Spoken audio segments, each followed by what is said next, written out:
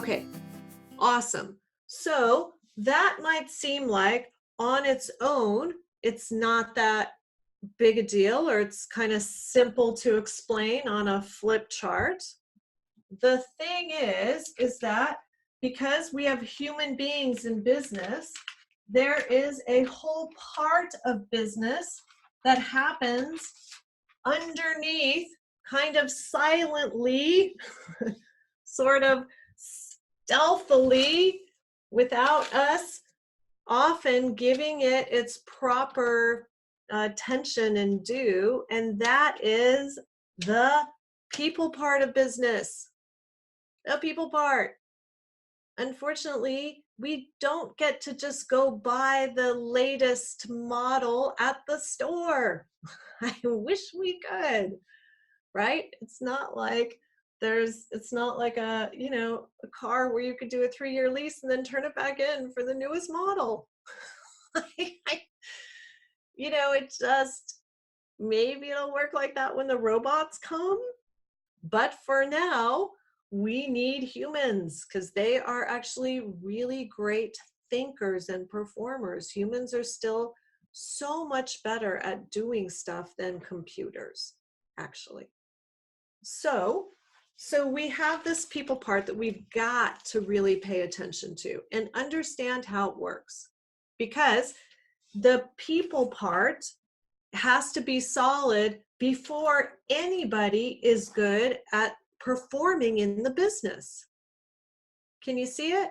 So I think of it like kind of like sports again, where your business is a particular type of sport. So let's say, you think of your business like basketball, or some people may think of theirs like football, or I don't know, there's so many other sports, soccer.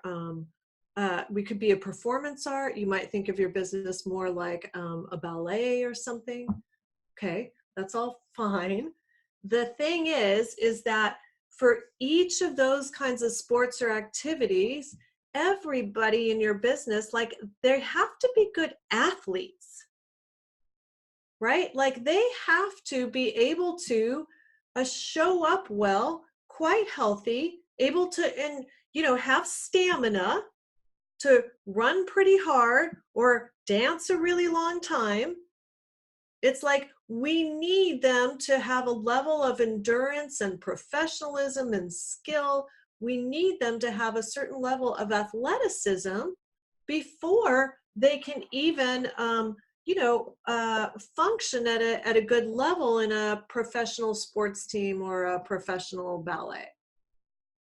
Making sense? So I think of this part, the human show up and interacting part, as like kind of the basic people business athleticism. Okay. And in that part, in this people part, there is a couple things going on. So let me back up for a second and do just a tiny bit of science. Okay. So human beings have these super fancy, complex nervous systems. Okay. And part of the nervous system includes the brain. Okay.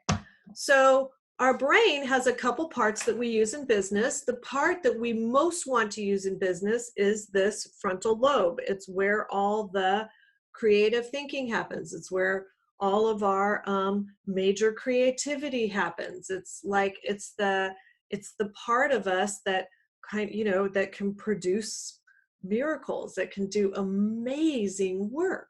Amazing. Okay, so we want that part in business. It's also the part that can cooperate. It's the part that can get together with others to make something extraordinary. Okay, so that's the front part. The thing is that this front great part of our brain that we want to utilize a lot is pretty new in our evolutionary history, and it's kind of weak. Like, it's it needs a lot of exercise and a lot of development to be strong. Okay, So the part of our nervous system that is incredibly strong is our amygdala, is the back base part of our brain that senses threats, that is there to keep us alive.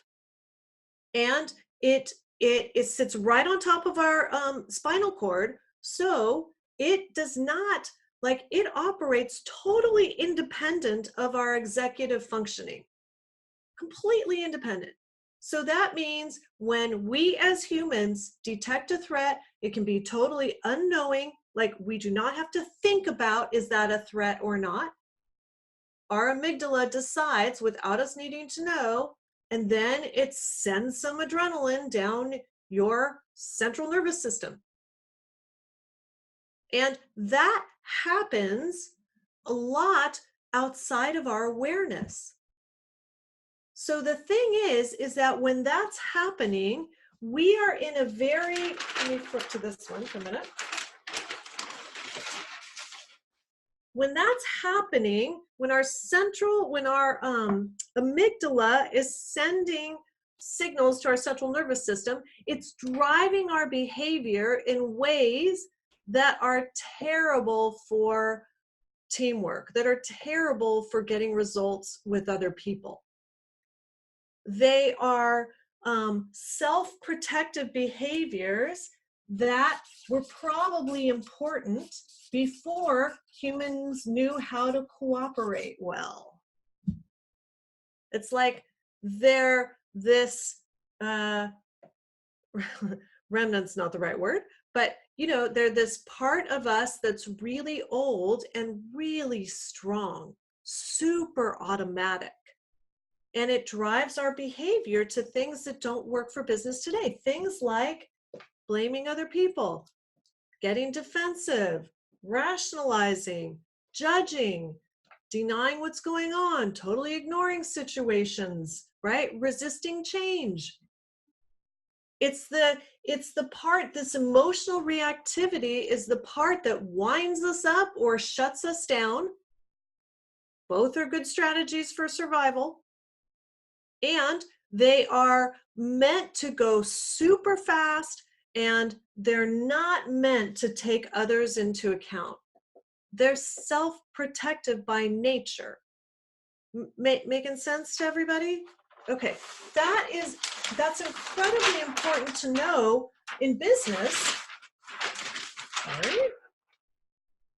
Incredibly important to know, because when that system is operating, when that automatic self-defensive system is operating, then we won't have the best of ourselves. So we need to be able to learn how to work with that system, to be aware and to regulate our emotions, to get some self-leadership, so that we aren't thrown into this self-protective spiral full of behaviors that take our business away from results, not towards them. Does that make sense? And the thing is we can't turn off our emotions. We have to work with regulating them. And when we can regulate our emotions, then we're able to control how much, not only do we sense threats, but maybe how sort of threatening or how our interactions are with other people, so that we can have relationships that are secure. And when I say secure relationship, what that we're best friends and we go to movies all the time.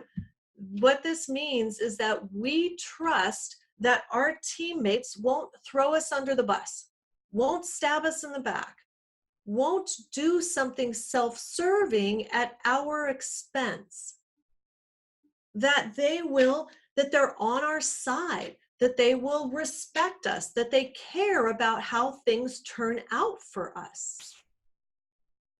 Make sense? So the reason we need this to be able to have secure relationships in our work together is so that we can take all the energy that can go into threat detecting or into those self-protective behaviors. We want to reclaim all that energy and focus and put it up here to the business.